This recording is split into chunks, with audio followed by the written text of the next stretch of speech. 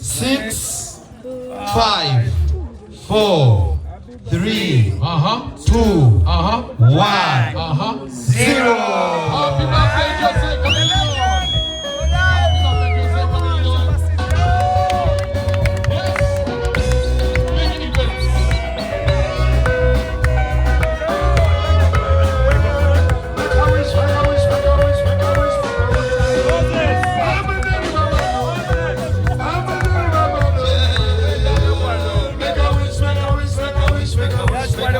Kama omulungi.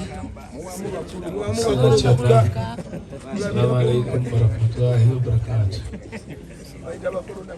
Kiki tuli awatali Katonda ate era kiki tuli awatali muzadde.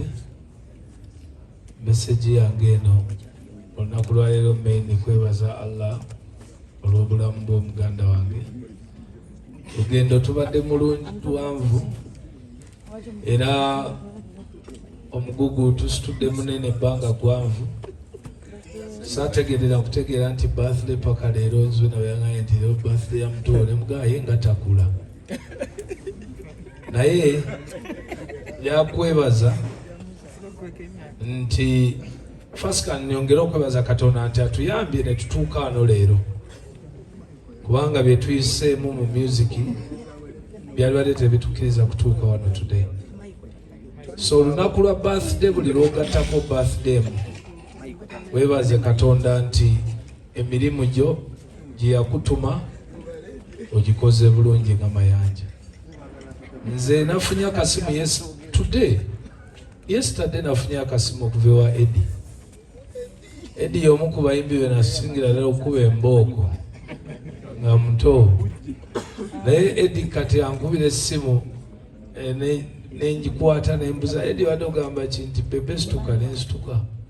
Ensonga eri nti Eddy oyo yaŋŋambye byonna byokola nkwetaaga wano.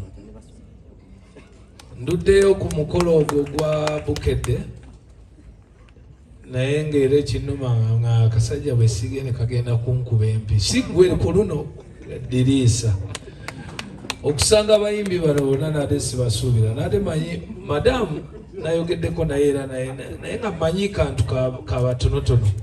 So nja kwebaza nnyo mwenna abayimbi abazze olunaku lwa leero because Joseph ono he deserves the love. Osanga later on mujja kutegeera lwaki when you show someone that you love them because of what they have done, then they can even do better than what they can do or what they have done.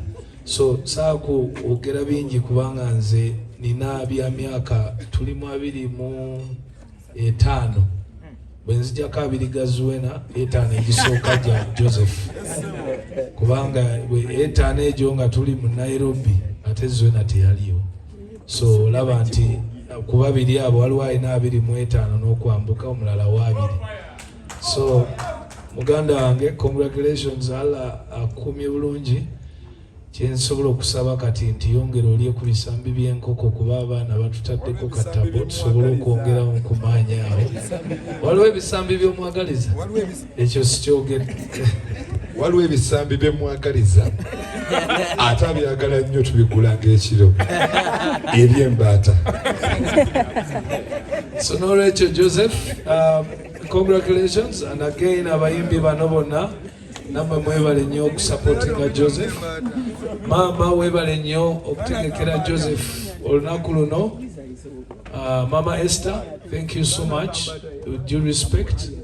Atengera nsaba nti buli singa mu ngeri eno tugenda mu maaso n'okukuŋŋaana nga ne twekuŋŋaanira. Nja kwongera okubasaba tugende tuwagire muganda wange. 46 is a very big number, most especially when you're still trending and when you're still making sense. So Misach is Sam Misach is a very special artist.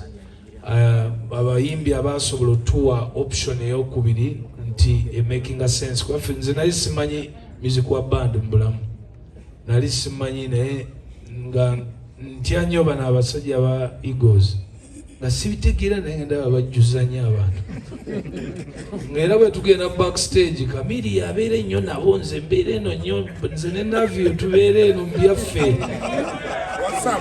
so olunaku lumu nensalawo neŋŋamba naye nedda eyali manager ebiseera naye gomanyi olina okunjigiriza bakyali bano sebata simumanyi gundi simumanyi yono kati nzija nkola ensobi simanyi bandi eno tekolagana nono eno omuyimbi wakadonga muno takolagana nze sibiriiko kati natandikira kukusaasira okutegeera nti kuba yayinako ekintu ky'omulabirako nti oyo yekusaasira kati nenzija nembuuza mayinja yaliwa paka we natuuka ku message kati era message ono nenzija nga mugoberera era ensonga yange jjo nabadde awo nenga kati kampostinge kwambadde ninza olunaku lw'emposting ogamba nti tugende ku Serena tulabe concert ya message era njagala kubakubirizza mwenna abayimbi bannange let's support this gentleman namwe abawagizi baffe kaakati tugendeyo ffenna nakatinko omanyi kati ebyabayimbi byagalamu akatinko pozi ekisembayo Kenzo nomukubireko mu bugalo kubanga leero alina ebyafaayo byakoze yanabyeyogererako naye neyanziza nnyo neyanzege era nsaba kumpa ku mmere ndyeko akubireko obugalo omukulu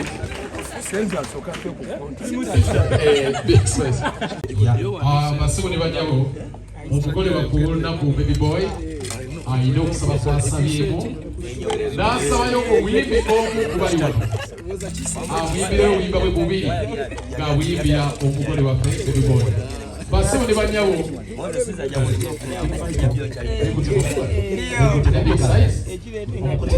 Bebe